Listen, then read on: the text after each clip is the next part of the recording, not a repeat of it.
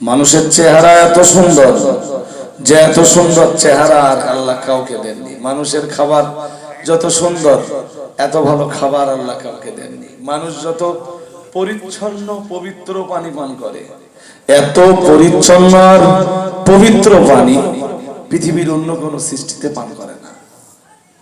মানুষ যত ভ্যারাইটিসের খাবার খায় এত ভ্যারাইটিসের খাবার অন্য কোনো প্রাণীতে জোরে বলেন।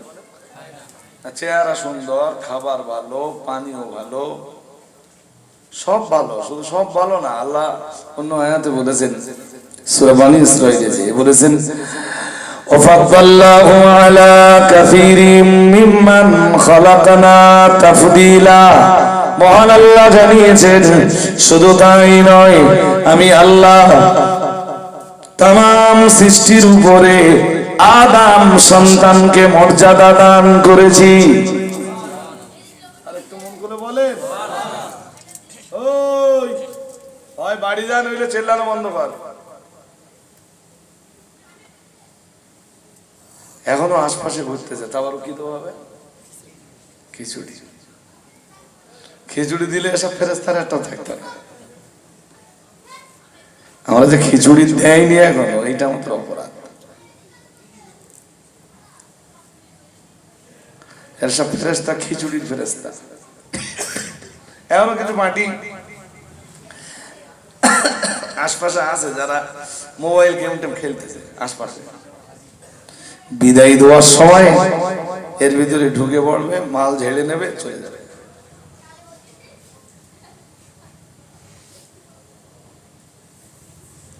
এটা তো সম্বন্ধিত হয়। আসলে আমরা তাড়িয়েও দিতে পারি না। হয়তো এটাও ঘটে থাকবে যে তার বাবা চাঁদা দেবে,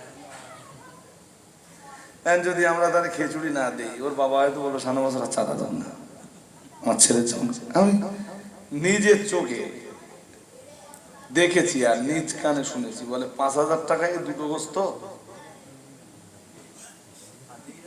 দ্যাটস মিন সবাই চাঁদা দিছে 5,000 টাকা।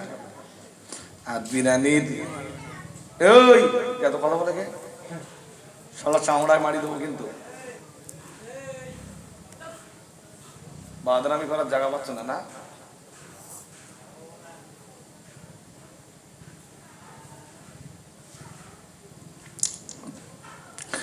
কথাবার্তা হলে না, কথা গুছিয়ে বলা যায় না। এই যে কথাগুলো গুছিয়ে বলছি, এ তো মুখস্থ টুখস্থ কিছু করে আমি বসিনি যে একটা মজলিসে উঠলাম, একটা ক্যাসেট চাপিয়ে দিলাম, 1.5-2 ঘন্টা ক্যাসেটটা চললো।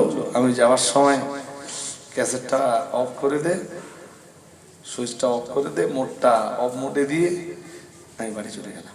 বিষয়টা এরকম না। এরকম বক্তা কিছু আছে যারা আজকে এখানে যাওয়া করবে, এখান থেকে ঘনায় যাবে আবার এক ক্লাস করবে, ওখান থেকে লক্ষণকাঠি যাবে আবার এক ক্লাস করবে, আবার পরের দিন তালপুকুর দাউদ হলে আবার এক ক্লাস করবে। সারা বছর এই 2-3টে মাস শুধু ঘোরাবে। আমি আপনাদের একদম কি বলি বলেন তো, যেমন আপনারা শুনবেন ঠিক ধাপে ধাপে সেই রকম কিছু আলোচনা কোরআন হাদিস দিয়ে রাখবার নিয়ত করেছি। আল্লাহ মঞ্জুর করুন, বলুন আমিন। সবাই একটু মিলেমিশে বলেন না আমিন। তো আল্লাহ আমাদেরকে আমাদের ব্যাপারে বলেছেন ওয়াফাদাল্লাহুম আলা কাসীরিম মিম্মান খালাকনা তাফদীলা। মহান আল্লাহ জানিয়েছেন আমি तमाम সৃষ্টির উপরে মানব মণ্ডলীকে মর্যাদা দান করেছি। তার মানে যে বিজ্ঞান বলছে মানুষ বাদর থেকে, আমরা কোরআনের এই আয়াতের দিকে দেখলে বুঝতে পারবো আল্লাহ বলতেছেন ওই বাঁদরের উপরেই মানুষের মর্যাদা। শুধু বাঁদর না, আল্লাহর যত মখলুক আছে तमाम মখলুকের উপরে মানুষের মর্যাদা। সুবহানাল্লাহ বলুন, আরেকটু মন করে বলুন। আর মানুষ জঙ্গল থেকে আসেনি, মানুষের আদি বাড়ি জঙ্গল না, মানুষের আদি বাড়ি আল্লাহর জান্নাত। আর একটু জোর করে বলো, মানুষের আদি বাড়ি কই? জোরে বলেন। হ্যাঁ, আমরা জান্নাত থেকে আসছি, আবার আমাদের টার্গেট থাকবে আমরা যাব কোথায়? কোনো কথা না, জান্নাতে যেতেই হবে। জান্নাতে যাওয়ার জন্য আমাদের যা করা দরকার, আল্লাহ যে কাজগুলো দিয়েছেন সে কাজগুলো করতে হবে। আদম আলাইহিস সালাম যখন পৃথিবীতে এলেন, আল্লাহ যখন জান্নাত থেকে নামিয়ে দিলেন, কেন নামিয়ে দিলেন ওটা আলাদা জায়গায় থাক, আজকে ওই প্রসঙ্গ নিয়ে আমি আলোচনা করতে চাইনি। আদম আলাইহিস সালাম বললেন, আল্লাহ আমার আসল বাড়ি ফিরে যাব। আসলে দুনিয়া ভালো না জান্নাত ভালো? কেউ যখন ভালো জায়গা থেকে যখন কেউ তুলনামূলক খারাপ জায়গায় আসে, আমি দুনিয়াটা খারাপ বলছি না, আমি বলছি তুলনামূলক তো খারাপ অবশ্য।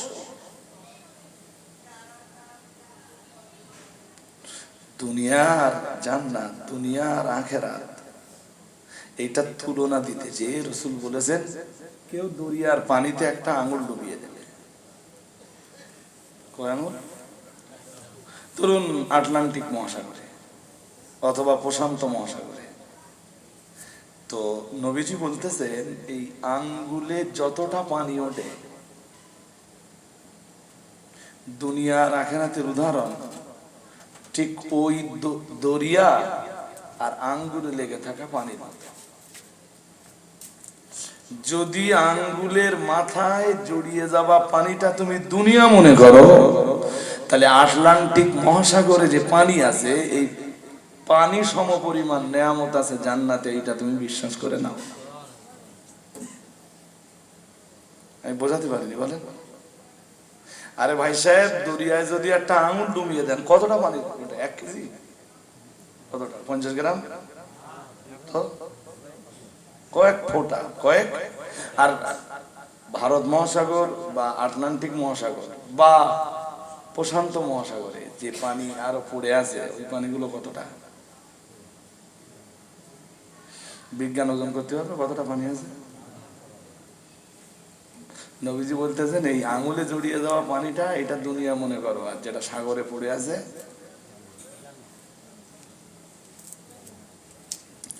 আল্লাহ পাকের নবী আদম আলাইহিস সালামকে আল্লাহ পাক যখন জান্নাত থেকে দুনিয়ায় নামিয়ে দিয়েছে, হযরত নবী আদম আলাইহিস সালাম যখন তিনি তার স্বাভাবিক অবস্থানে ফিরে এলেন, আল্লাহকে ডাক দিয়ে বললেন, আল্লাহ আমার আসল বাড়ি জান্নাতে ফিরে যাব। এক জান্নাতে হাওয়া সঙ্গে ছিল। পুরুষ মাত্রই দেখবেন নারীর প্রতি একটা আকর্ষণ থাকে, সে বৈধভাবে হোক আর অবৈধভাবে হোক। কেউ সেই আকর্ষণটা তৈরি করে বৈধভাবে, আর কেউ সেই আকর্ষণটা তৈরি করে বলেন অবৈধভাবে। যারা নারীর প্রতি আকর্ষণ তৈরি করে, আসলে এরা মানুষ না। ঘুম পাচ্ছে আপনাদের নাকি? কি কি ওয়াজ শুনতে দেখে শুনেছেন আমি জানি না, শেষ বেলায় বলেছি আমার কাছে 1 ঘন্টা সময় দেন। সবে তো শুরু করছি আমি, আর শুরু করার সঙ্গে সঙ্গে যে সব বলে ফেলবো, বিষয়টা এরকম না। নারীর সঙ্গে একটা বৈধভাবে সম্পর্ক করা যায়, আর একটা হ্যাঁ, বিয়ে না করে লোকের মেয়ে নিয়ে ঘুরে বেড়াবো। এই প্রবণতার কিছু ছেলে আছে না নেই? এত আস্তে বলতেছেন কেন?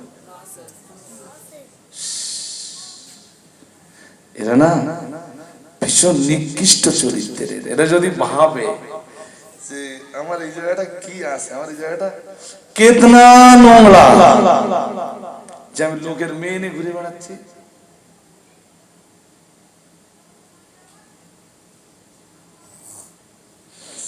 আর একটুখানি বাড়বো, আপনাদের ধৈর্য থাকবে? হ্যাঁ না বলতে হবে, তাহলে একটু বাড়ি। এক ধাপ বুঝলে অনন্তপুরের মানুষেরা বুঝে যাবে। যদি বলেন কি মারবেন, পৃথিবীতে আল্লাহ কোরআন দিয়েছে সকলের অধিকার প্রতিষ্ঠা করতে। সুবহানাল্লাহ। পৃথিবীতে সবার অধিকার আছে, যে ভিখারি তারও একটা অধিকার আছে। কিসের অধিকার? আপনি জিজ্ঞেস করতে পারেন কিসের অধিকার?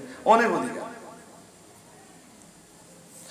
যে দেশের রাজা তারও একটা অধিকার আছে, মসজিদের মুয়াজ্জিন তারও অধিকার আছে, ইমাম তারও অধিকার আছে, মুসল্লি বা মুক্তাদি তারও অধিকার আছে, গ্রামের মেম্বার তারও অধিকার আছে, মেম্বারের সাপোর্টার যারা তাদের অধিকার আছে, মেম্বারকে ভোট দিয়ে যারা মেম্বার বানিয়েছে তাদের অধিকার আছে, বাবার অধিকার আছে, মায়ের অধিকার আছে, ভাইয়ের অধিকার আছে, বোনের অধিকার আছে, স্ত্রীর অধিকার আছে, সন্তানের অধিকার আছে, ছেলের অধিকার আছে, মেয়ের অধিকার আছে, আত্মীয়ের অধিকার আছে, প্রতিবেশীর অধিকার আছে। এক কথায় কোরআন আল্লাহ নাজিল করেছেন পৃথিবীর মানুষের অধিকার বুঝে দিতে। আর একটা মন খুলে বলেন। হ্যাঁ, এই একটা কারণে কোরআন নাজিল হয়েছে আমি তা বলছি না, আমি বলছি যা যা কারণে কোরআন নাজিল হয়েছে তার ভিতরের একটা কারণ অধিকার প্রতিষ্ঠা করতে। শুধু মানুষের অধিকার না, জন্তু জানোয়ারের অধিকার ইসলাম বুঝে দিয়েছে। একটা কুকুরের কতটা অধিকার, বিড়ালের কতটা অধিকার, ছাগলের কতটা অধিকার, গরুর কতটা অধিকার। এই কারণে একটা গরুকে আপনি অকারণে লেট দিতে পারবেন না। বুঝতে পারছেন না? একটা বিড়ালকে অকারণে আপনি লেট দিতে পারবেন না।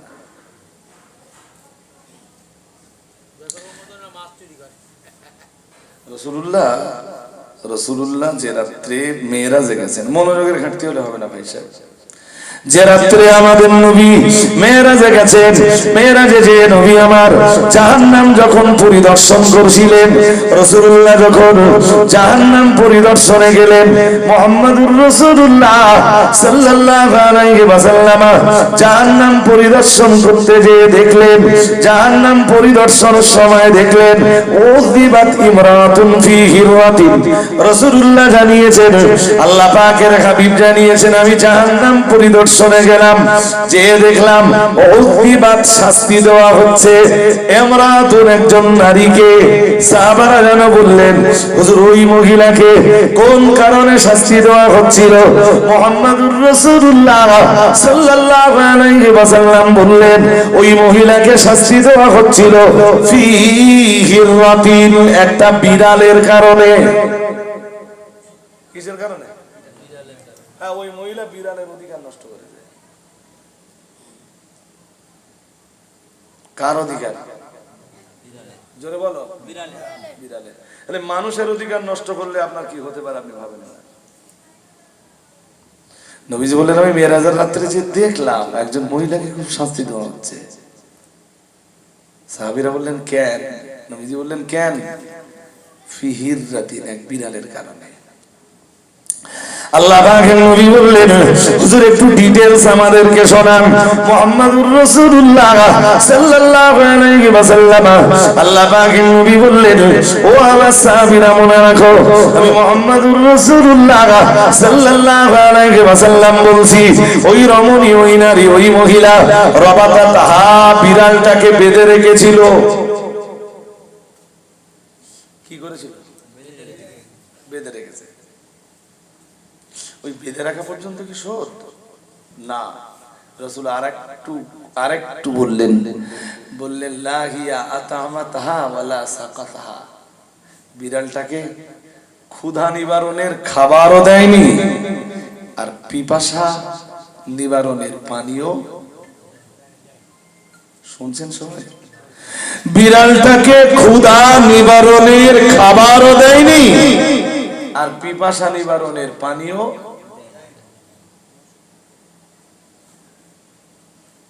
তার মানে ক্ষুধার সময় খাবার খাওয়া, ওটা মানুষের যদি অধিকার হয়, পশুরও অধিকার আছে। এই কথাগুলো বুঝে না নিলে আমি পরের কথাটা ঠিকঠাক আপনাদের দিতে পারবো না, আর বুঝতে পারবেন না। পিপাসা লাগলে পানি পান করা। আপনি কাউকে বন্দি করে রেখেছেন বাড়িতে, যদি সঙ্গত কারণে গভর্নমেন্ট আপনাকে কাউকে বন্দি করে রাখার অধিকার দেয়, আপনি বন্দি অবস্থায় অত্যাচার করতে পারবেন না। তাকে গোসল করতে দিবেন না, তেল মাখতে দিবেন না, সময় হলে খাবার দিবেন না, পিপাসা নিবারণের পানিও দিবেন না, ঠান্ডায় আপনি তাকে শীতের পোশাক দিবেন না, এতে তার অধিকার নষ্ট হবে। কি নষ্ট হবে? আরে জোর করে বলেন না কেন, কি নষ্ট হবে? এই জন্য মুহাম্মদুর রাসূলুল্লাহ সাল্লাল্লাহু আলাইহি ওয়াসাল্লাম तमाम জিন্দেগিতে কোন যুদ্ধবন্দীকে তিনি কষ্ট দেননি। একটা রেকর্ড দেখাতে পারবেন না, আমি দায়িত্ব নিয়ে বলছি। মানুষকে কষ্ট দেওয়া এটা ইসলাম শেখায় না। মানুষকে কষ্ট দেওয়া এটা ইসলাম শেখায় না। হযরত মুহাম্মদ সাল্লাল্লাহু আলাইহি ওয়াসাল্লাম বিশ্বের দরবারে দাঁড়িয়ে শেখায়নি। এই শিক্ষা শয়তানে দেয়। এই শিক্ষা রেখে গেছে আবু জাহেল, এই শিক্ষা রেখে গেছে নমরুদ, এই শিক্ষা রেখে গেছে ফিরাউন। আজকে মুসলমান ঘরের সন্তানেরা ফিরাউনের শিক্ষা নেয়, শয়তানের শিক্ষা নেয়, নমরুদের শিক্ষা নেয়, শয়তান আবু জাহেলের শিক্ষা নেয়। মুহাম্মদ সাল্লাল্লাহু আলাইহি ওয়াসাল্লামের শিক্ষা এরা বাস্তবায়ন যদি বলেন কোনো কারণ নেই, নিজের ছোট ভাইরে ধরে মারবে, রক্ত ঝরবে। কোথায় ওয়াজ করব, কি ওয়াজ করব, কোথায় যাব, সব আছে মুসলিমদের মাঝে। আজকে কোরআন নেই। আমাদেরকে তাকান, এই যে শুধু মাথা নিচু করে বসে থাকবেন হবে না, সব আছে, কোরআন নেই। মসজিদ আছে, মাদ্রাসা আছে, এরপরে জলসা জুলুস আছে, মানুষ মরে গেলে জানাজা আছে, কবর জিয়ারত আছে, সবরেসানি আছে। মানুষের ভিতরে নেই, কি নেই? এইটা আল্লাহ এমনি দিয়েছেন। এটা তো এখন হয়ে গেছে শুধু মরা মানুষদের জন্য পড়বার একটা বলা, পড়ে মরা মানুষদের দিলে ওরা কবরে আরামে থাকে, আর জেন্দারা যা পারে করে। মদ, সুদ, জেনা, ব্যভিচার, অন্যায়, অত্যাচার, অবিচার, জুল সব চলছে, কোনো সমস্যা নেই। আবার জলসা জুলুস হলেও সেখানেও আমরা আছি ইনশাআল্লাহ। আজকে যে ছেলেটা জলসায়, কালকে সে মদের আসরে। আজকে যে ছেলেটা জলসা কমিটিতে, কালকে সেই ছেলেটা জুয়ার আসরে। আজকে যে ছেলেটা জলসায়, কালকে সেই ছেলেটাই লোক ঠকিয়ে পয়সা উপার্জন করার ধান্দায়, লোকের মাথায় বাঁশ ফেলে পয়সা আদায় করতেছে। আদায় না, কামাই। আদায় এক জিনিস, উপার্জন আর এক জিনিস। আপনার বাড়ির পাশে হয়তো এমনও লোক থাকতে পারে কিচ্ছু করে না, আপনি যখন ভাটায় প্রতিদিন ১,৫০০ করে ইট কাটতে যে, বা ইট কেটে আপনার রক্ত পানি করে তারপরে ৭০০, ৮০০, ১,০০০ টাকা উপার্জন করতেছেন ভাটায়, মাঠে সকালতে পুরো দুপুর পর্যন্ত হাল ভাঙা খাটনি খেটে ৫০০ টাকা উপার্জন করতেছেন। আপনার বাড়ির পাশে আর একজন কিচ্ছু করে না, এমন এমন জামা কাপড় পরে দেখলে ঈর্ষা হবে, মনটা বলবে যে তো কিছু করে না, তার শালা এত ভালো জামা কাপড় পায় কোথায়, এত দামি গাড়ি, কিচ্ছু করে না, অথচ ঘর বাড়িও খুব ভালো বানাচ্ছে। সারা গ্রামের লোক জানে না কি করে। আছে না? না আছে? আর কিছু বলো না কেন? হ্যাঁ, এদের শুধু দুনিয়াটাই আছে। লা নাসিবা লাহুম ফিল আখিরাহ, এদের আখিরাতে কিছু। আপনি ভালো করে খবর নিয়ে দেখবেন, মেবি হতে পারে এরা যেটা করে তার নাম প্রতারণা, তার নাম ধোঁকা। মানুষকে ধোঁকার কল দিয়ে টাকা কামাই করে।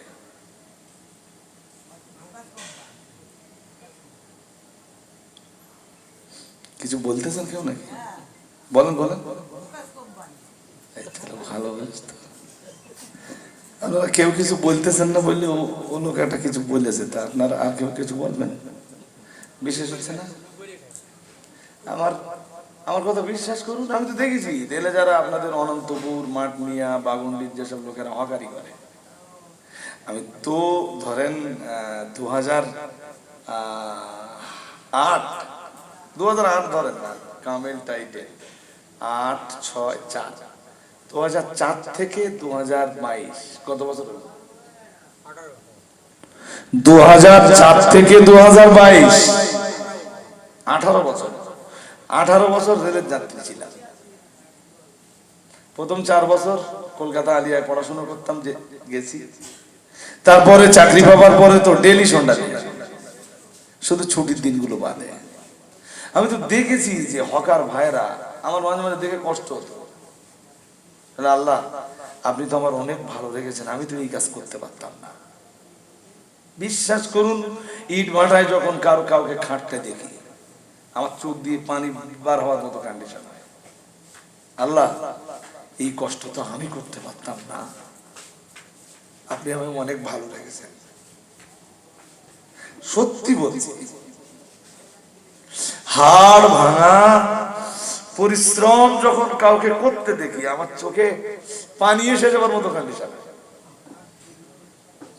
সারাদিন রেলের হকারি করে কোনোদিন 400 টাকা উপার্জন, কোনোদিন 500 টাকা, কোনোদিন 700 টাকা, কোনোদিন 800 টাকা, কোনোদিন আবার 1000 টাকা হয়ে যায়। বেচাকেনার উপরে কথা, রাইট। কোনোদিন হয়তো মাল কেনার পরে 5 ঘন্টায় বিক্রি হয়ে গেল, আবার কোনো দিন দেখা গেল রাত 10টা বেজে গেছে, মাল তখনও ওই ঘাড়ে করে নিয়ে ঘুরে বেড়াচ্ছে। আপনাদেরকে আমি একটা ভালো পরামর্শ দিচ্ছি আজকে। আমি বলছি, আপনাদের পয়সা না হালাল। আপনি এই যে পরিশ্রম করে পয়সা উপার্জন করছেন, আপনার পয়সা হালাল হালাল হালাল। আর হালাল উপার্জনকারীদেরকে আমার আল্লাহ খুব পছন্দ করেন। আপনার এখন কাজ কি? এই হালাল উপার্জনের পাশাপাশি শুধু 5 বার নামাজটা আপনি আদায় করেন। মিথ্যা কথা মোটেই বলবেন না, একদম বলবেন না, একদম না। মাল যদি নাও বিক্রি হয়, ভাই আমার মাল বিক্রি নেই, তুমি যা দাম বলেছো ওই দামে আমার মাল বিক্রি নেই। এইটা বলার দরকার নেই যে লস করে তোতে দিলাম। ব্যবসাদাররা মাঝে মাঝে না এরকম বলে ভাই কেনা দামও হয়নি আমার, অথচ ওর ভিতরে লাভ আছে। আমি এই বিষয়গুলো নিয়ে যদি আরো ডিসকাস করি, হয়তো আপনাদের ধৈর্য থাকবে না, তাই আমি লম্বা করছি না। আপনাদের বলছি, আপনাদের খাটুনি সত্যি আমি সম্মান জানাই, আপনাদের পরিশ্রমকে আমি সম্মান জানাই। আমি জানি কত কষ্ট করে দুটো পয়সা আপনাদের উপার্জন হয়। আপনাদের জন্য জান্নাত পাওয়া না খুব সহজ, কারণ ইবাদতের জন্য শর্তই হলো হালাল খেতে হবে। কি খেতে হবে? জোরে বলেন।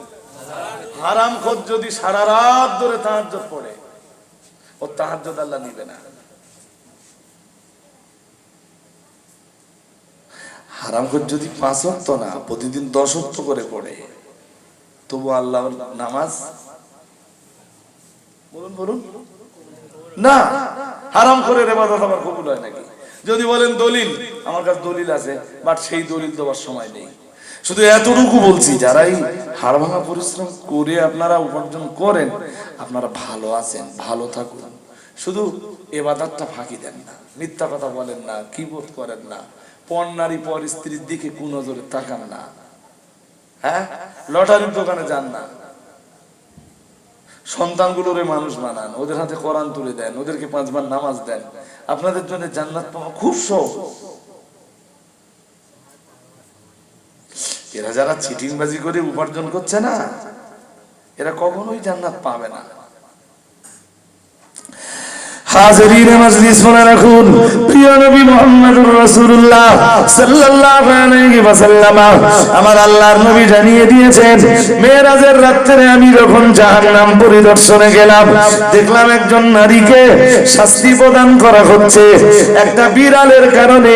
আল্লাহ পাকে নবী বললেন, আল্লাহর হাবিব বললেন, ও আমার সাহাবীরা মনে রাখো, ওই রমণী রবাতা তাহা বিড়ালটাকে বেঁধে রেখেছিল। লাগিয়া তামাতাহা, বিড়ালটাকে সে খেতে দেয়নি, ওয়ালা সাকাতাহা, রাসূলুল্লাহ জানিয়েছেন বিড়ালটাকে সে পানিও দেয়নি। বলুন নাউজুবিল্লাহ। আরেকটু মন খুলে বলেন, বাড়ি যদি বিড়াল টিড়াল থাকে, কোনো প্রাণী থাকে, কষ্ট দেবেন না। শুনছেন আমার কথা? ওদেরও আপনার কাছে অধিকার আছে। আল্লাহ পাকের নবী বললেন, আল্লাহর হাবিব বললেন, ও সাহাবীরা মনে রাখো, আল্লাহর হাবিব বললেন বিড়ালটাকে সে ছেড়েও দিল না, খাবারও দিল না, পানিও দিল না, বিড়ালটাকে ছেড়েও দিল না। তাকুলু মিন খুশাশিল আরদি, যাতে করে সে আল্লাহর জমিনে ঘোরাফেরা করে নিজের খাবারটা জোগাড় করে নিতে পারত। বিড়ালের খাবার আমরা দেই না, চল দেখে জোরে বলেন, কিন্তু বেঁধে রাখার অধিকারটা আমাদেরকে দিয়েছে। আর বেঁধেই যখন রেখেছো তাহলে খাবারটা দাও, আর খাবার না দিতে পারো তো ছেড়ে দাও, ওর খাবার জোগাড় করে নেবে। নবীজি বলেন হাত্তা মাতা, এমনকি বিড়ালটা মারা গেল।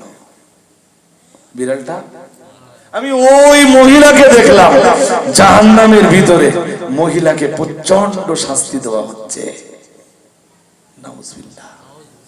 আরেকটু মন খুলে বলেন, মশলাটা মনে হয় পরে জেনে দিলে ভালো হয়, যাওয়ার সময় বলে দেওয়ানি আপনার ইনশাআল্লাহ। এখন এক্ষুনি আপনাদের জন্য যেটা দরকার, মনকেও বাইরে দিয়েন না। আমি যে এসে মনে করছিলাম যে মোটেই আর লোকজন বসবে না, আমি আর বোধহয় কথা বলতে পারবো না।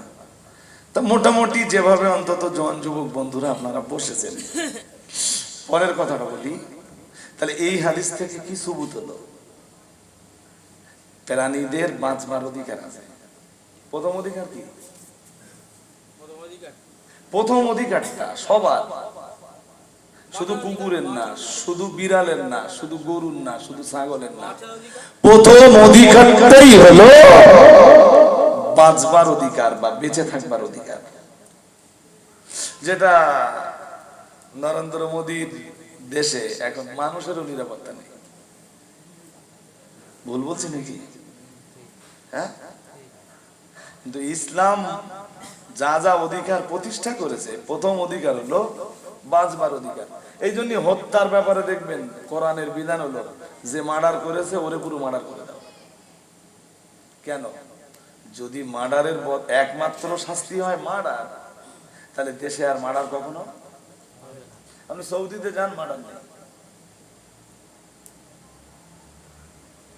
আমাদের দেশে এত মার্ডার হয় কেন? জানে মাস 3 জেল খাটিয়ে আসলি আর কোনো অসুবিধা না।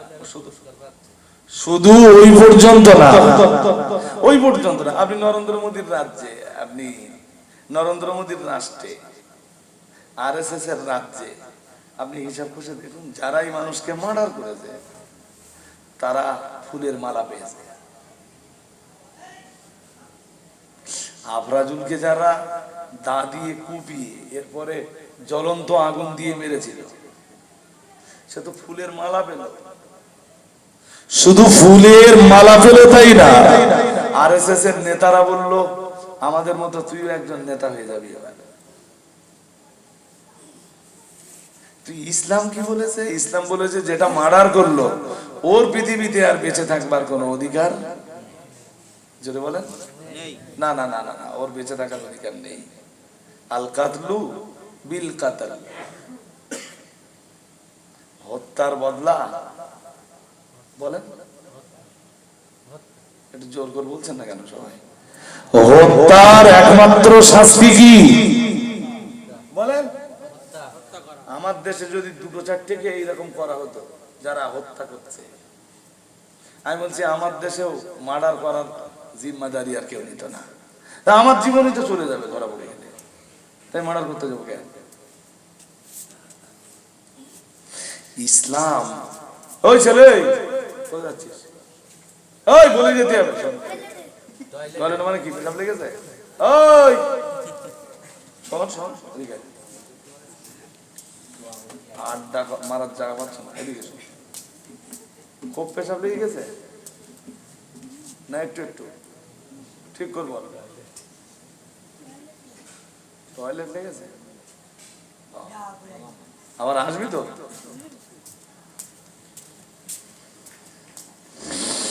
হাজরিনে মাজলিস নেই নেই, আমাদের দেশে সেই ব্যবস্থাপনা নেই। কোরআন কি বলেছে? কোরআন বলেছে হত্যার একমাত্র শাস্তি, ওয়ালাকুম ফিল কিসাসি হায়াত। কোরআন বলেছে কেসাসের ভিতরে জীবন আছে। এই যে হত্যার একমাত্র শাস্তি হত্যা, এইটাকে আরবিতে বলে কেসাস। কি বলে? আল্লাহ বলতেছেন কেসাসের ভিতরে জীবন আছে, মানে বাকি যে জীবনগুলো বেঁচে আছে তারা অন্তত নিরাপদে থাকবে। সুবহানাল্লাহ। আর একটু মন খুলে বলেন না।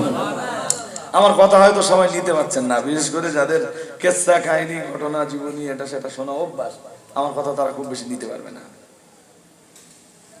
একদম বাস্তবতা দিয়ে কোরআন হাদিসের আলোকে দুটো কথা বলছি। তো বেঁচে থাকবার অধিকার যেমন মানুষের আছে, যেমন নারীর আছে, তেমন পুরুষের আছে। মেয়ে মানে ঘরের বউ মানে তার বেঁচে থাকবার অধিকার নেই, বিষয়টা এরকম না। স্বামী আর স্ত্রী গন্ডগোল হয়েছে, পরের দিন স্ত্রীকে পাওয়া যাচ্ছে পুরো মানে দেহ পুরো একটা কয়লা হয়ে গেছে, শুধু কঙ্কাল। মানে রাত্রে বেলায় শ্বশুর পরিবারের লোকজন মিলে ওর গায়ে আগুন জ্বালিয়ে দিয়েছে। শুনছেন কি?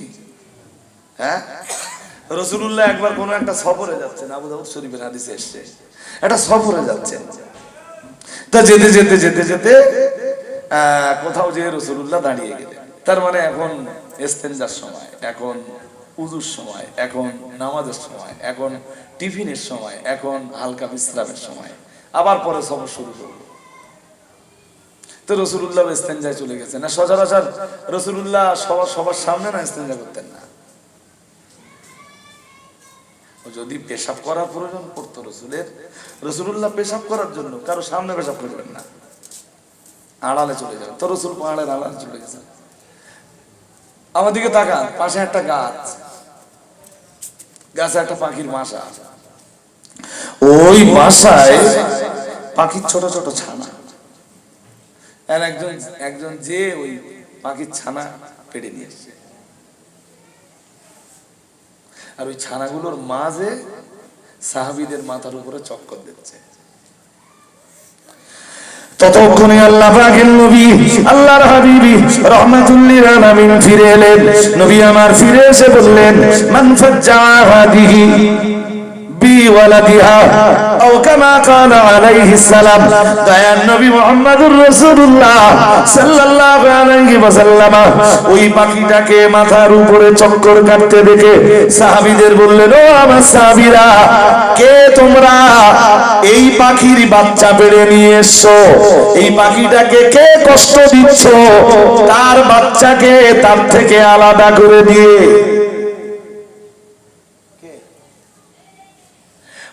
মা থেকে বাচ্চাকে আলাদা করে দিয়ে কে তোমরা এই পাখিটাকে কষ্ট দিচ্ছ?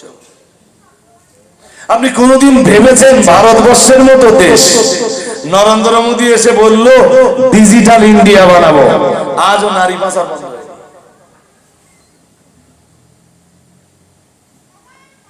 আর নারী যারা পাচার করে নিশ্চয়ই এরা মায়ের থেকে বাচ্চাকে আলাদা করে? হ্যাঁ না বলেন না? এখনো আমাদের দেশে বাচ্চা পাচার বন্ধ হয়নি, বেবি পাচার, বেবি কিডন্যাপ।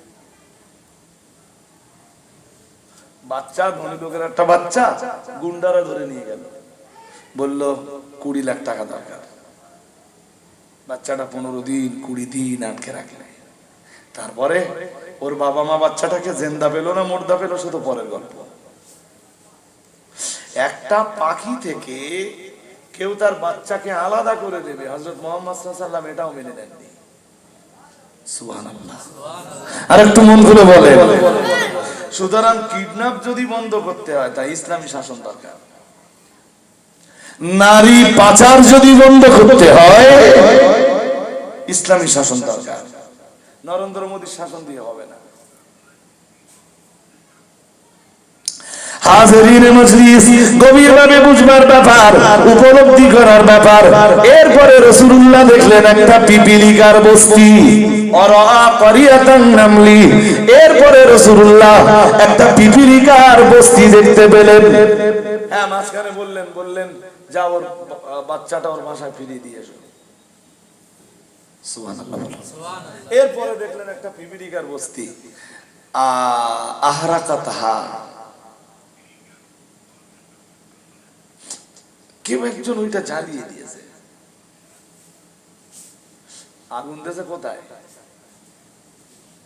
আরে পিপিলিকার বাসা টাসা বোঝেন না, অনেক পিঁপড়ে ঘুরে বেড়ায়, তো মনে হয় যে সাহাবীদের এক একজনকে কামড়েছে আর পুরো বস্তিটা জ্বালিয়ে দিয়েছে এক সাহাবী। আল্লাহ পাকের নবী যখন এই অবস্থায় এই পিপিলিকার বস্তিটা দেখতে পেলেন, মুহাম্মদুর রাসূলুল্লাহ সাল্লাল্লাহু আলাইহি ওয়াসাল্লাম, আল্লাহ পাকের নবী বললেন, ও আমার সাহাবীরা, কে তোমরা পিপিলিকার বস্তি জ্বালিয়েছো? একজন সাহাবী দাঁড়িয়ে বললেন, আমি। মুহাম্মদুর রাসূলুল্লাহ সাল্লাল্লাহু আলাইহি ওয়াসাল্লাম, আল্লাহ পাকের নবী বললেন, লা ينبغي لأحد أن يعذب بالنار إلا رب النار أو كما قال عليه السلام। মুহাম্মদুর রাসূলুল্লাহ সাল্লাল্লাহু আলাইহি ওয়াসাল্লাম বললেন, আগুন দিয়ে শাস্তি দেওয়ার অধিকার কারোর নাই। সুবহানাল্লাহ।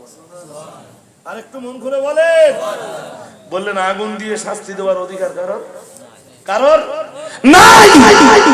আগুন দিয়ে শাস্তি দিতে পারেন তিনি, আগুনকে সৃষ্টি করেছেন যিনি। কে? আল্লাহ। ওই যে হাদিসের শেষ অংশে আছে, ইল্লা রব্বুন নার, শুধু আগুন দিয়ে শাস্তি দিতে পারেন আগুনের মালিক, আগুনের রব। আগুনের রব কে? আল্লাহ। জোরে বলো আল্লাহ। সেখানে আমাদের দেশে এখনো আগুন দিয়ে বধূ হত্যা করার নজির দেখতে পাওয়া যায়। তারপরে ওই কোথায় একটা রাজনৈতিক সমস্যার কারণে আগুন দিয়ে পুড়িয়ে দেওয়া হয়েছিল, মনে নেই, পুরো একটা পরিবারকে মেরে দেওয়া হলো আগুন দিয়ে পুড়িয়ে।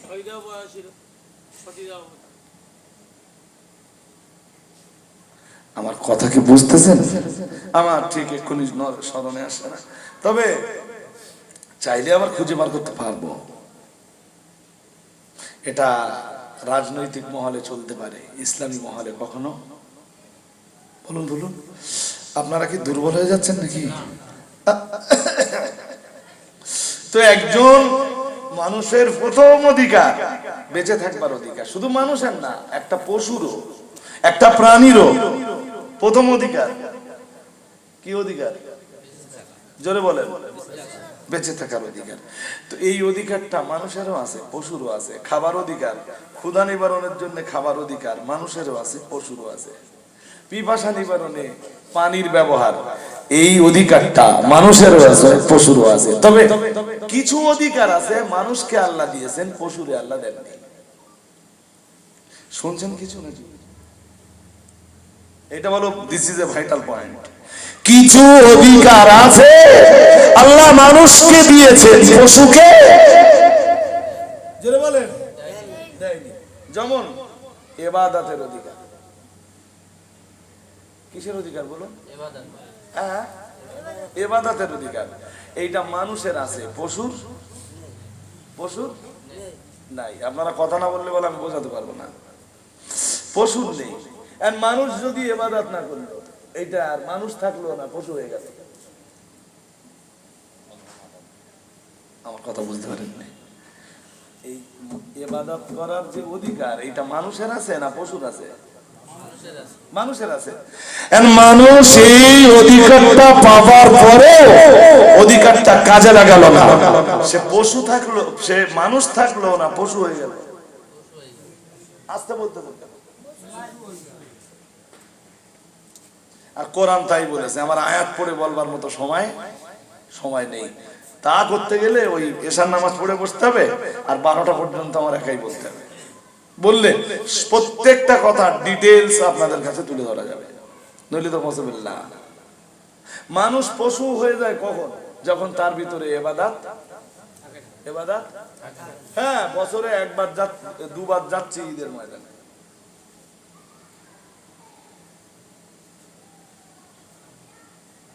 এরপরে আমি ব্যাখ্যা না দিয়ে বলছি, এরপরে আর একটা অধিকার মানুষের আছে, পশুর নেই।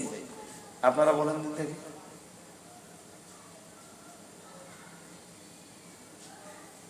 বলছি যেমন ইবাদতের অধিকার মানুষের আছে, পশুর নাই। আর একটা অধিকার বলেন যেটা মানুষের আছে, পশুর নেই। জানাজাত, জানাজাত ওটা বেঁচে থাকা অবস্থায় হয় না, মরে গেলে হয়।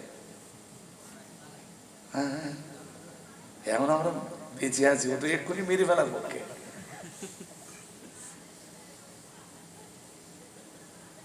আমি বলবো বলবো বলবো যেটা খুব কমন একটা ব্যাপার, মানুষকে আল্লাহ আর একটা অধিকার দিয়েছেন যেটা পশুকে দেননি, সেটা হলো বিবাহ করার অধিকার। কিসের অধিকার? আমাদের এলাকায় কোনোদিন শুনেছেন যে গরুর বিয়ে হচ্ছে? হ্যাঁ না কিছু বলেন, শুনেছেন কখনো? গম গম ভাব নাকি আপনাদের? হ্যাঁ, কুত্তার বিয়ে হচ্ছে শুনেছেন? হাসতেছেন কেন? বিয়ে কাদের হয়? মানুষের হয়। এই বিয়ের অধিকারটা কোথায় পেলাম? এই যে আমার দিকে তাকান, মাথা নিচু করে বসে থাকলে হবে না ভাই। এই যে এই কোরআনের সূরা নিসার 3 নম্বর আয়াতে আছে আল্লাহ বিয়ের অধিকার দিয়েছেন। আরো আয়াত আছে, আমি সেসব আয়াত বলতে চাচ্ছি না। শুনছেন? فانكحوا ما طاب لكم من النساء مثنى وثلاثا ورباعا فإن خفتم ألا تعدلوا فواحدا। মহান আল্লাহ জানিয়েছেন, এ দুনিয়ার পুরুষের দল, তোমাদের পছন্দ মতো হালাল মেয়েদের ভিতর থেকে। কোন মেয়েদের ভিতর থেকে? তোমাদের পছন্দ মতো হালাল মেয়েদের ভিতর থেকে। হারাম মেয়ে হলে হবে না, বুঝেননি? হারাম মেয়ে হলে চলবে না। কেউ যদি বলে, কোন ছেলে যদি বলে যে আমার পছন্দ হয় আমার খালামা, ছোট মতন একটা খালামা আছে, বললাম আমার ওইটা পছন্দ হয়, চলবে না। কারণ খালামাকে বিয়ে করা জোরে বলেন। তাই আল্লাহ বলতেছেন হালাল মেয়েদের ভিতর থেকে পছন্দ মতো তোমরা 2, 3, 4 পর্যন্ত বিবাহ করো। আল্লাহ পাক রব্বুল আলামিন জানিয়েছেন ফাইন খিফতুম আল্লাহ তা'দিলু ফাওয়াহিদা।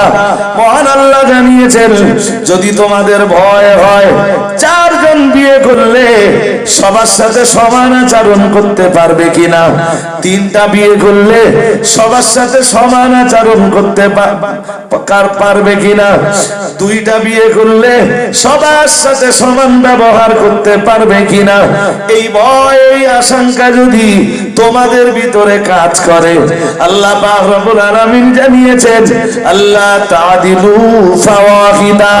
মহান আল্লাহ জানিয়েছেন তবে তোমাদের মতো পুরুষদের জন্য একটা বিবাহ।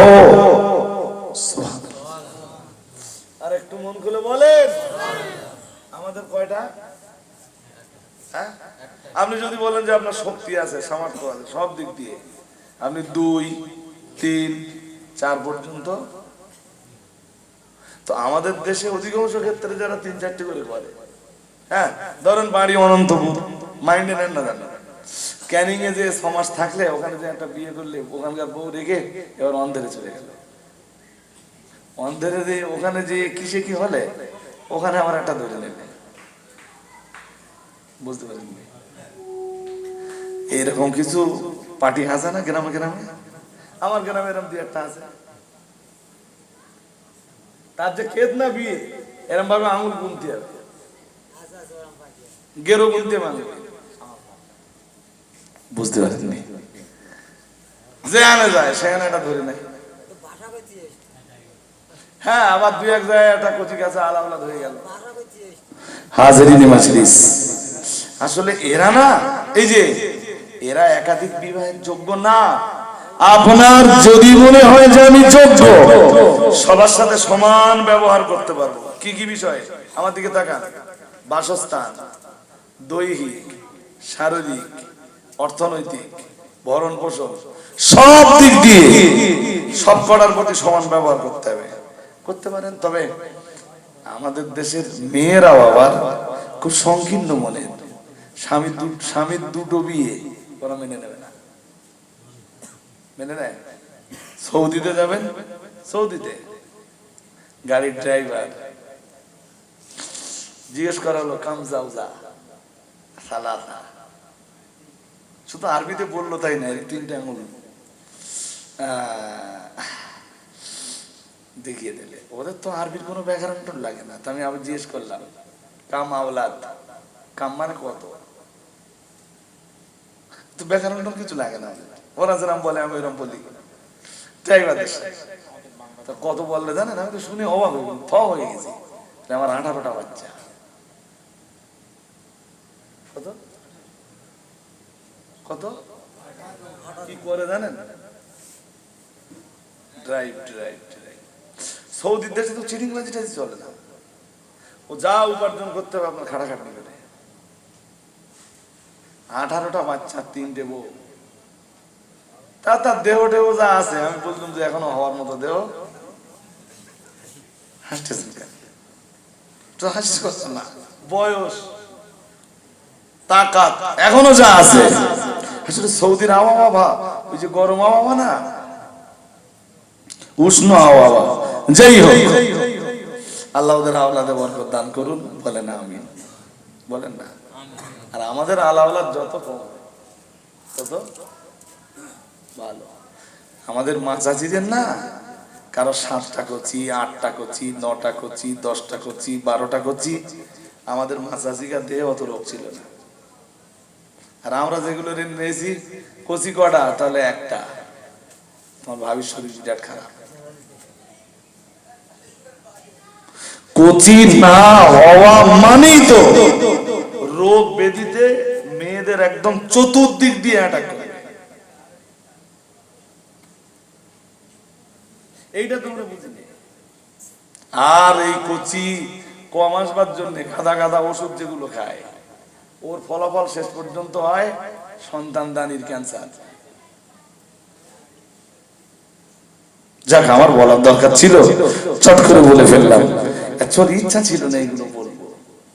আপনারা শুনছেন খুব ঠান্ডা মাথায়, শান্ত ব্রেনে, যেগুলো দরকার আস্তে আস্তে আস্তে আস্তে কোরআন হাদিস দিয়ে সেগুলো বলছি।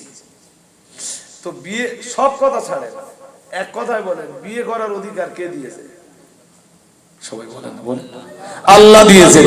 বিয়ের অধিকার প্রতিষ্ঠা করেছেন হযরত মুহাম্মদ সাল্লাল্লাহু আলাইহি ওয়াসাল্লাম।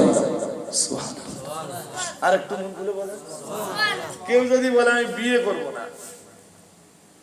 তার মতো যদি সবাই হয়ে যায়, তাহলে এখান থেকে 50, 60, 70, 80 বছর পরে পৃথিবীতে আর মানুষ থাকবে না। এজন্য বিয়ে করা লাগবে, বিয়ে করা লাগবে, নইলে পরবর্তী প্রজন্ম বলে পৃথিবীতে তো কেউ আসবে না। আরে আপনি বলতে পারেন যে হুজুর অন্য পদ্ধতিতেও তো হতে পারে। হ্যাঁ, হতে পারে, বাট সেই সন্তান হবে জেনার সন্তান, সেই সন্তান হবে ওয়ালাদুজ জিনা, সেই সন্তান হবে ব্যভিচারের সন্তান, সেই সন্তান হবে জারজ সন্তান। আর জারজ সন্তানে পৃথিবীর মানুষের জন্য কখনো কল্যাণ বহন করে আনে না। জারজ সন্তান পৃথিবীর মানুষের জন্য অকল্যাণ ডেকে আনে, অস্থিরতা বহন করে আনে। বলুন নাউজুবিল্লাহ। আর একটু জোর করে বলেন, কেন ইসলামে জেনা হারাম? কেন ইসলাম বলল জেনা ব্যভিচার চলবে না? ব্যাস, আমার আল্লাহ মানুষকে, সৃষ্টির সেরা জীব মানুষকে বিবাহের অধিকারটা দিয়ে একটা রাস্তা খুলে দিয়ে আর একটা রাস্তা পুরো বন্ধ করে দিলেন। কিসের রাস্তা দিলেন? বিয়ের রাস্তা। কিসের রাস্তা বন্ধ করে দিলেন? জেনার রাস্তা। শুনছেন? জোর করে বলেন না, শুনছেন সবাই? কোনটা খুলে দিলেন? বিবাহের রাস্তা। কোনটা বন্ধ করে দিলেন? হ্যাঁ, তোর যৌবন দিয়েছি, তোর জন্য তোকে সৃষ্টি করেছি, তোর যৌবন দিয়েছি, তোর জুড়িও সৃষ্টি করেছি, তোর জন্য বিয়ের অধিকারটাও দিয়েছি। এরপরে সব ওয়ালা তাকরাবুজ জিনা, একটা রাস্তা ওপেন করে দিয়ে আর একটা রাস্তায় আমি নো এন্ট্রি বোর্ড লাগিয়ে দিয়েছি। তোর যৌবনের গাড়িটা ওই রাস্তায় চলবে না। তুই মনে করলেই কারোর মেয়ে নিয়ে পার্কে ঢুকতে পারবি না, মনে করলেই কারোর একটা মেয়ে নিয়ে তুই হোটেলে ঢুকতে পারবি না, মনে করলেই তোর মনের ভিতরে উদয় হলেই তুই মাটিয়া সোনাগাছির মতো নোংরা জায়গায় যেতে পারবি না। কেন পারবি না? তোর জন্য একটা রাস্তা খুলে দিয়ে তারপর আর একটা রাস্তা বন্ধ করে দিয়েছি।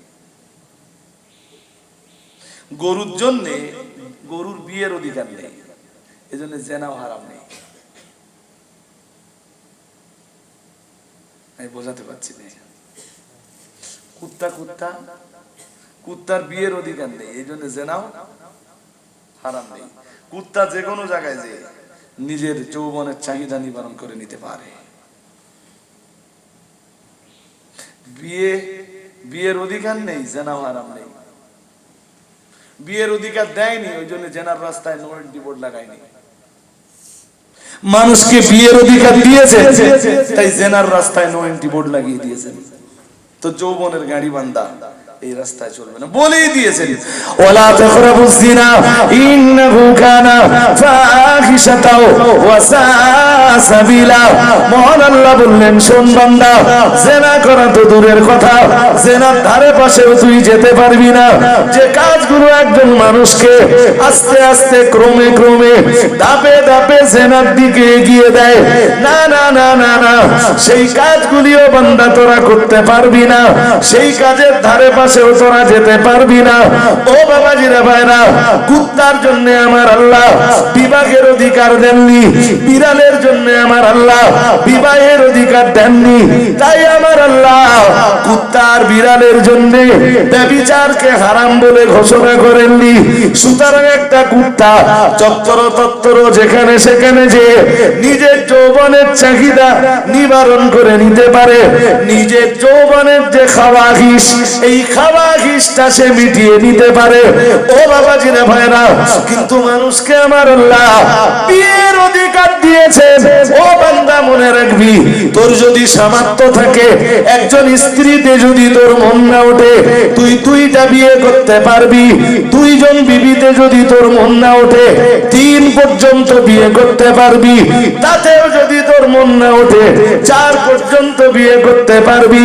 তবে আমি আল্লাহ পাক রব্বুল আলামিন বলে দিয়েছি, জেনার রাস্তায় তোর যৌবনের গাড়িটা চলবে না, কারণ জেনা ব্যভিচার আমি আল্লাহ হারাম করে দিয়েছি।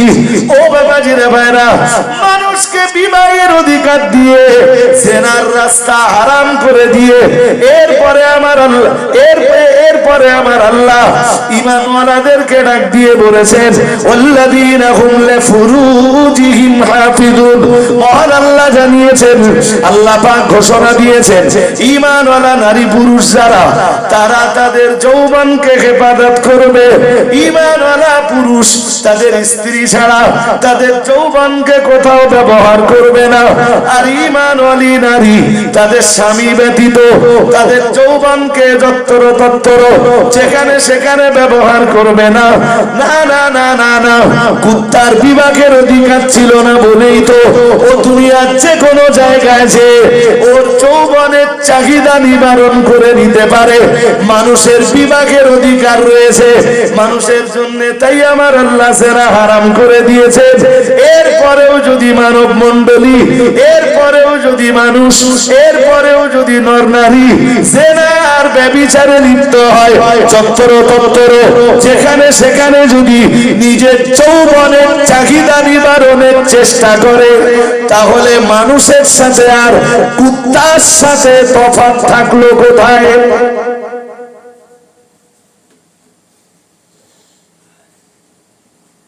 কি ভাই সাহেব, ও শুনছেন না ঘুম পাচ্ছে?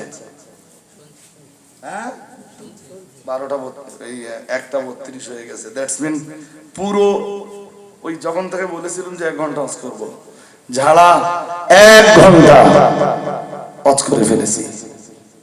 আমরা মানুষ না পশু? একটু জোর করে বলতে হবে। ব্যাস ব্যাস ভাই বন্ধু যারা বসেছে, আপনাদের কাছে অনুরোধ, আচরণটা যেন মানুষের মতো হয়। ইনশাআল্লাহ বলুন, সবাই বলুন ইনশাআল্লাহ। অবৈধ ভালোবাসা আর প্রেম যদি কারো থাকে, আজকে নিয়ত করে নাও যে জীবনে এই কাজ আর করবো না।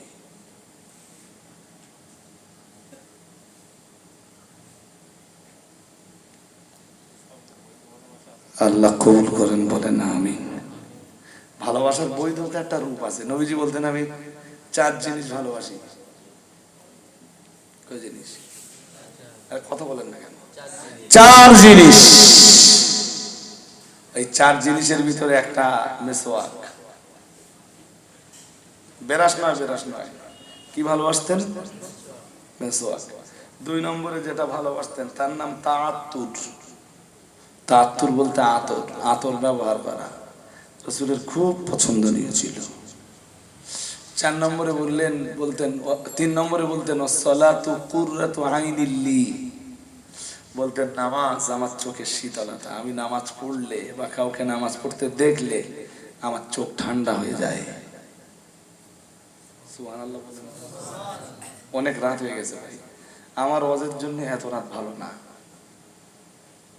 কোরআন খুলে দেবেন এমনি, আগে তো বলে দেবেন যে আপনার এই আয়াত থেকে এই আয়াত ওয়াজ করতে হবে। সব আয়াতের তাফসীর সবসময় তো মনে থাকে না, থাকবে কি? দেখবেন একটা আয়াত দেবেন, ওই এক আয়াতে ইনশাল্লাহ 1 ঘন্টা 1.5 ঘন্টা 2 ঘন্টা 2.5 ঘন্টা 3 ঘন্টা যতক্ষণ বলবেন করে দেবো ইনশাল্লাহ। আবার যদি কোরআন খুলে নাও দেন, তাও যে কোরআন হাদিসের বাইরে কথা বলবো তা না, চেষ্টা করব বাঁধনের ভিতরে রেখে কিছু কথা আপনাদেরকে বলার। বাট এতটা রাত ওয়াজের জন্যে, আর আমাদের এলাকার যা জলসা জুলুস দেখেছেন, সব 12টা 12:30 হার্ডলি 1টা, তার বেশি হয় না। ওই আমাদের দিকে সুন্দরবনের কাছাকাছি ওইদিকে, তারপরে একদম দক্ষিণে ধরুন ঢোলাহাট। আমারে বলছে হুজুর আপনাদের 3টে টাইম। কটা? এদিন একটা দাওয়াত এসছে, তা সেদিন আমার এমনি 2টো দাওয়াত আছে অলরেডি লঙে। তা লোকালে করলে হয়তো কোনো রাত্রে 3টে করি, অধিকাংশ দিন 2টো। আর বাইরে যখন যাই তখন যেদিন খুব লোড থাকে 2টো, আর যেদিন কম থাকে সেদিন 1টা। ধরুন 5 ঘন্টা সফর করে যাব, আবার 5 ঘন্টা সফর করে ফিরবো। তা ডবল দাওয়াত সামলানো খুব কঠিন। তা সেদিন আমার এমনি লঙে 2টো দাওয়াত আছে। তা ফোন করেছে সেই মন্দির বাজার থানার আশপাশের কোনো এক গ্রাম থেকে, ফোন করে বলছে অমুক তারিখে দাওয়াত হয়। কত তারিখে? তারা বললে। তা আমি ডায়েরি দেখে বললাম হবে না ভাই। তা হুজুর আপনার একদম শেষের দিকে দেবো। মানে কটায়? আমি ভাবলাম যে শেষ দিকে মানে খুব বেশি হলে রাত 2টো, ফজরের আগে শেষ হবে 4টে। আচ্ছা আবার সেটা চৈত মাস, তাহলে হুজুর আপনার আমরা 3:30টার দিকে ধরবো। কটা? বলছে আধা ঘন্টা 45 মিনিট ওয়াজ করার পরে আজান হবে, আজান হয়ে এবার নামাজ হবে, নামাজ হয়ে আবার শুরু। তাই বলছি ভাই আমি কি শেষ? তাহলে না হুজুর আপনি শেষ না, আপনার পরও আর একজন আছে। মানে আমি আখেরি হুজুর না, আমার পরও আর একজন।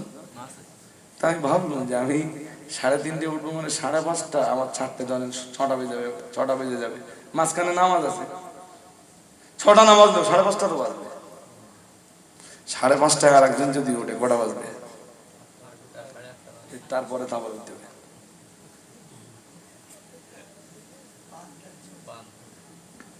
সহ্য করতে পারবেন? তা এমনি আমি এই এত রাত্রে ওয়াজ করা খুব বেশি পছন্দনীয় না। আবার যাদের জলসা সারা রাত হয় ওদের শ্রোতা কিন্তু থাকে। আমি যখন হুগলিতে বা হাওড়ায় রাত 2টোর দিকে উঠি, তখন একদম রাত 2টো মানে ওদের লোকারা বাড়বে। হাওড়া হুগলিতে, মেদিনীপুরে আবার রাত 2টো মানে লোক কমবে। এক এক জেলা, এক এক এরিয়া, এক এক থানার এক এক রকম রেওয়াজ। আপনি বসিরহাট নদীর ওপারে যাবেন, জোহর বাদ জলসা শুরু হয়। অধিকাংশ জলসা জোহর থেকে রাত 8টা পর্যন্ত করবে, হার্ডলি রাত 9টা জলসা শেষ। Fine system. আমিও অনেকগুলো জলসা করেছি দিনের আলোয় বসিরহাট নদীর ওপারে, তো অনেক রাত। আর ছেলেরা খুব পিড়াপিড়ি করেছে বলি, নাহলে আমারও এই সময় দাওয়াত নেওয়ার কোনো ইচ্ছা ছিল। আমি 12টায় নেমেছি, পুরো 12টায় শেষ করেছি দক্ষিণ দিকে। ওদের 10টায় টাইম ছিল, 10টায় উঠেছি, আর ঠিক 12টায় নেমেছি। তো এই ছেলেটা নাচর, ছেলেগুলো নাচর হলো বলেই এই অল্পক্ষণ সময় আপনাদের জন্য এই রাত্রে নির্ধারণ করে দেওয়া। অন্তত এসে ঘন্টা খানিক তো কথা বলতে পেরেছি। ছেলেরা যারা আসো, রসুল বলতেন নামাজ আমার চোখের শীতলতা, তোমার চোখের শীতলতা যেন মোবাইল না হয়। এখানে যেসব যুবকরা আছে, এমন যুবক আছে মোবাইল ছাড়া একদিন চলবে না তাদের। ভুল বলছি নাকি? আমার মোবাইল কেটে নাও, আমার শুধু ফোনগুলো সামনে দিও, আমার কিচ্ছু হবে না। মোবাইলের সাথে কিসের কি? আমার ফোনগুলো সামলে দিও, 1 মাস পরে ফোন করে দিও, কোনো অসুবিধা নেই। কেউ যদি ফতোয়া জিজ্ঞেস করে, ফতোয়াটাও দিয়ে দিতে হবে, না তো জনগণ তো সমস্যার ভিতরে থাকবে। কেউ দাওয়াত করার জন্য আসবে, কেউ মাদ্রাসার জন্য আসবে, খাদিজা ফাতেমার সমস্যা নিয়ে সব সমস্যার সমাধান করে দিতে হবে। 1 মাস আমার ফোন ফেরত দিতে হবে না। আমি তো এবারের হজে যখন 45 দিন ছিলাম, বিরাট বড় ছিলাম, যে সিমটা অ্যাভেলেবেল ওটা পুরো বন্ধ, পুরো বন্ধ। 45 দিন নো টেনশন, শুধু আল্লাহর ইবাদতে মশগুল। ছেলেরা এই যে প্রেম মোবাইলের সাথে না করে প্রেম করো নামাজের সাথে। কিসের সাথে? জোরে বলো। চোখ মোবাইলে না রেখে চোখ রাখো নামাজের পাঁটিতে, চোখ মোবাইলে না রেখে ফেসবুকে না দিয়ে চোখ রাখো মসজিদে। সোজা করে বলে যাচ্ছি, তোমরা জোয়ান যুবক বন্ধু, তোমাদের এই বয়সের নামাজ আল্লাহর কাছে খুব প্রিয়। সুবহানাল্লাহ পড়েন। আর একটু মন খুলে বলেন, কোন বয়সের নামাজ? বলো বলো। এই ভাইটা ঘুমিয়ে পড়েছ নাকি মনে হচ্ছে? এই যে বন্ধু, এই যে মাথা তোলো বন্ধু। তো এই সময় আর আওয়াজ বাড়ানো যাবে না। নবীজি নিজে বলতেছেন অসাব্বুন নাশা ফি ইবাদাতিল্লাহ। তুমি ভাবতেছো যে 75 বছর আগে নামাজি হবো? তো কোনদিন দেখেছো যে 75 বছরের বুড়ো ফ্রি ফায়ার খেলছে? ওই এত স্টেজ কেন? মালগুলোর হাসি তো ভালো। দেখেছিস 75 বছরের বুড়ো কোনদিন ফ্রি ফায়ার খেলে? না। 75 বছরের বুড়ো সিনেমা হলে সিনেমা দেখতে গেছে, এরকম রেকর্ড আছে কি? ও দেহ নিয়ে তাই বাঁচে না, ঠিক না বেটি? কি বলেন? চামড়া টামড়া ঢিলা হয়ে গেছে। এই যে এদিকে তাকাও, মসজিদে আজান হয়ে গেছে, হ্যাঁ? ওই সামনে বাড়ি মনে করো যে এক বুড়ো বেরিয়েছে, 70 বছর টছর বয়স, আর চাচাও আসতেছে, আজান হয়তো হবে অথবা হয়ে গেছে। আর এদিক থেকে এক সুন্দরী মেয়ে, জাহান্নামী মেয়ে ছেলে, বিরাট সাজগোজ করে যাচ্ছে।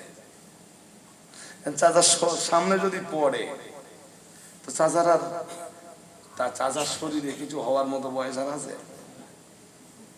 আমার কথা বলতে পারি।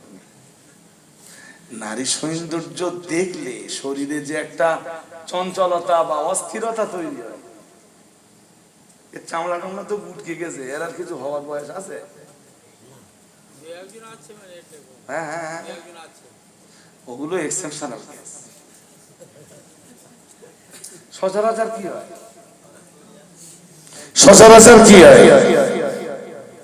সেটাই লাটিনে হাঁটতেছে। তার আসলে আমি কথাটা কেন বলছি জানো? জানা না। যুবক, মদের আসর এখন তোমাকে টানবে, জুয়ার বোর্ড তোমাকে হাতছানি দেবে, সুন্দরী মেয়েরা তোমাদের হাতছানি দেবে, নারীর প্রেমের প্রস্তাব তোমার কাছে বারংবারই আসবে, অবৈধ নারীর প্রেমের প্রস্তাব। তুমি জোয়ার আসর, মদের আসর, লটারির আসর, ফ্রি ফায়ারের আসর, পাবজির আসর সব কিছু ছেড়ে মসজিদে যে তুমি যখন দাঁড়িয়ে বলো আল্লাহু আকবার, আল্লাহর আরশে আজিম তোমার উপরে খুশ হয়ে যায়। এত কিছু টানতেছে, কোন জিনিস ওরে রাখতে পারলো না, ও মসজিদে এসে আল্লাহ আকবার। 75 বছর বয়সের বুড়ো নামাজ পড়ছে, এটা ঠিক, কিন্তু কোন নারী ওর দিকে আর হাতছানি দেয় না, জুয়ার আসর ওর টানে না, গানের নেশা, গান শোনার নেশা ওকে আর হাতছানি দেয় না। ওর জন্য এখন নামাজ পড়া সহজ, নামাজ পড়া সহজ। যুবককে সমস্ত পাপের আসর টানতেছে, আর সব পাপের আসরের মাথায় লাথি মেরে যুবক যখন নামাজের মুসাল্লায় দাঁড়িয়ে যায়, আমার আল্লাহর আরশে আজিম পর্যন্ত যুবকের উপরে খোশ হয়ে যায়। আরেকটু মন করে বলেন, হে যুবক, তুমি আদম সন্তান, তুমি সৃষ্টির শ্রেষ্ঠ জীব, তুমি আশরাফুল মাখলুকাত। তোমার ব্যাপারেই আল্লাহ বলেছেন, লাকাদ খলাকনাল ইনসানা ফি আহসানি তাকওয়িম। তোমার গায়ে নবী আদমের রক্ত আছে।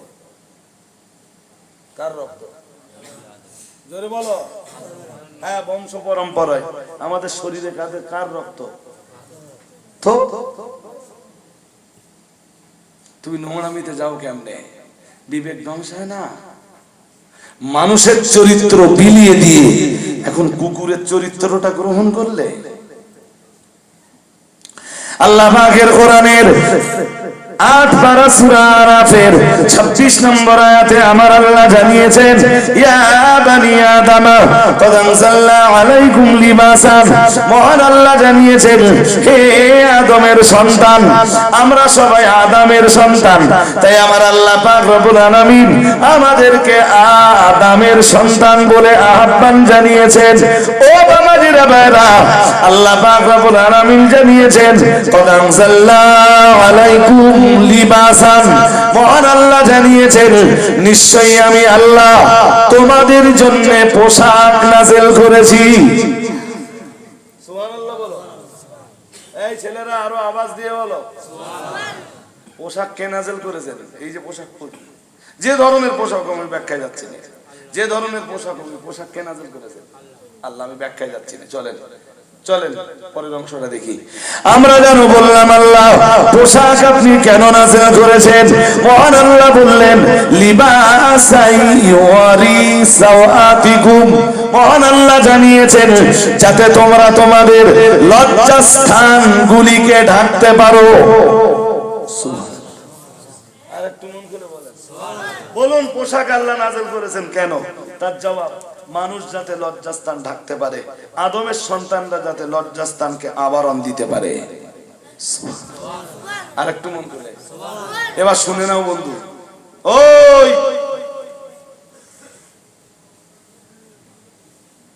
লিবাসাই ইউয়ারি সাওয়াতিকুম, পুরুষের লজ্জাস্থান নাভি থেকে হাঁটু, নাভি থেকে হাঁটু, এটা পুরুষের। নারীর লজ্জাস্থান তামাম দেহ, তামাম তামাম দেহ। এমনটা যেন না ঘটে যে 12 হাত শাড়ি পরার পরেও পিঠ দেখা যাচ্ছে। তাহলে পোশাক আল্লাহ যেই কারণে নাযিল করেছেন, সেই উদ্দেশ্য আর সাধন হলো না। আর যুব বন্ধুরা যারা আছো, অনেকে আছে না যে ছেঁড়া প্যান্ট টান পরে ঘুরে বেড়ায়, হ্যাঁ না কিছু বলে না, এইটুকু বলেই আমি বক্তব্য ছেড়ে দেবো আর কি। দেখতে দেখতে তাই হয়ে গেছে 1:47, মোটামুটি 2টো নাগাদ মজলিস ক্লোজ করে দেবো ইনশাআল্লাহ। তো ছেঁড়া প্যান্ট যারা পরে, এদের রুচিতে কুলোয় কি করে আমি জানি না। এখানে এরকম কেউ নেই তো যে ছেঁড়া প্যান্ট পরে আছো? হ্যাঁ, এ বলতে আমি আছি, মানে এ তো বেহায়ার বেহায়া না। তবে সত্যি কথাটা বলেছে, একটু বেহায়া মতন হলো, কি বলেন? সত্যি কথা, তুই ছেঁড়া প্যান্ট পরেছিস? ইস, আচ্ছা, এই ছেঁড়া যে প্যান্ট, ও ছাড়া আরো 2-1 জন আছে ছেঁড়া প্যান্ট পরা। এই ছেঁড়া প্যান্ট যারা পরে, এই প্যান্ট গুলো হাঁটুর উপরের দিকে ছেঁড়া বেশি না নিচের দিকে ছেঁড়া বেশি? একদিন ছিটতে ছিটতে ছিটতে ছিটতে ওরা আরো খারাপ জায়গায় চলে যাবে। আমার কথা বুঝতেছেন না? ছিটতে ছিটতে আস্তে আস্তে কি উপরে উঠতেছ তো? হ্যাঁ না বলে না, ভুল হয়ে যাচ্ছে, এমন জায়গায় চলে যাবে। আমি তো খারাপ ভাষা কোনো মজলিসে বলি নে, এই জন্য আজও বলতেছি না। ওদের উদ্দেশ্য হলো ওইটাই যে মানুষকে একদিন ন্যাংটো করে দেওয়া।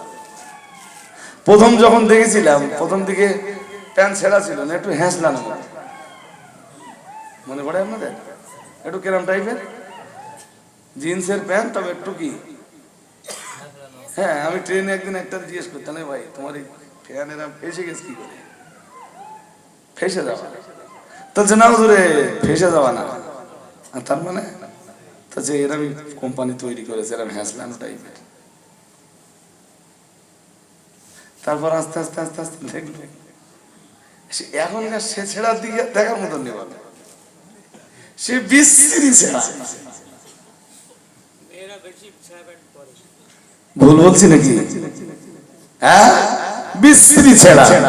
এখন বলো এই যে দোস্ত, এই যে আমার দিকে মন দিতে হবে, নইলে আমি বেকার কোনো মজলিসে হজ করি না। এই ছেঁড়া প্যান্ট গুলো হাঁটুর উপরের দিকে বেশি ছেঁড়া, অথচ পুরুষের সতর বা পুরুষের জন্য ঢেকে রাখা ফরজ নাভি থেকে হাঁটু, নাভি থেকে হাঁটু। তো এই ছেঁড়া প্যান্ট কারোর ক্ষতি করুক আর না করুক, মুসলমানের বাচ্চাদের যে ক্ষতি করেছে এতে কি আর কোনো সন্দেহ আছে?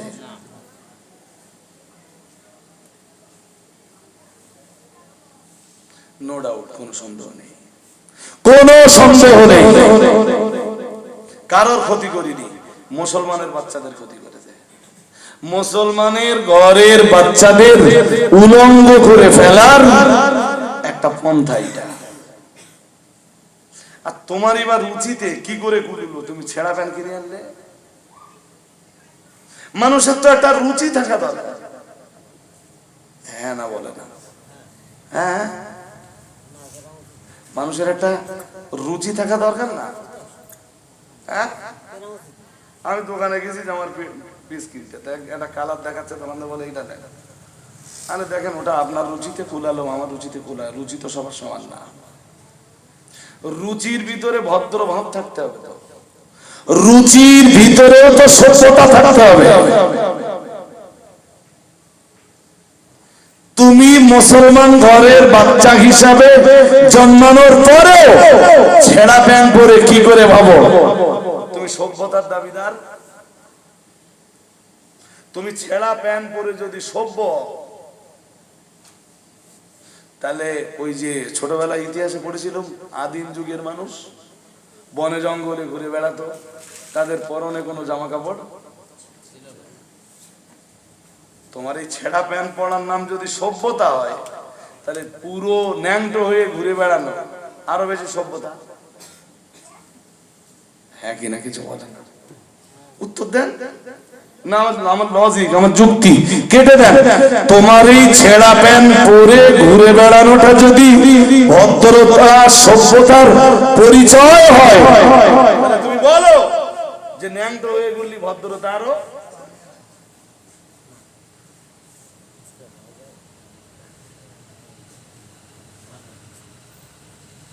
মাথায় কাজ করে না ভাই। আপনার ছেলে ছেঁড়া প্যান্ট পরে আপনার সামনে আসে, আপনি বাবা, আপনি তার কোনো টিপস দেননি, টিপস আপনি তার ব্যাপারে কোনো পরামর্শ দেননি, তাকে কোনো নসিহত করেননি। কেন? কেন? আমার ছেলে যদি আমার সামনে ছেঁড়া প্যান্ট পরে আসে, আমি মেনে নেব? আমার ছেলে যদি আমার সামনে শয়তান মার্কা চুল কেটে আসে, আমি মেনে নেব নাকি? আমি তার বাবা, সে আমার কথা শুনবে না মানে? আপনারা কোন স্টেপ নেননি, বরং ছেঁড়া প্যান্ট কেনার জন্য ২৫০০ টাকা দরকার।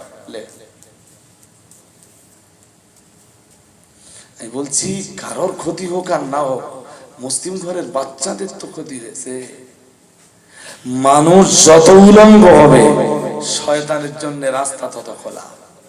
এইটুকু মনে রাখবেন। উঠে দাঁড়ান, সালামটা পড়ে কাজটা আর একটু এগিয়ে ফেলি। সালাম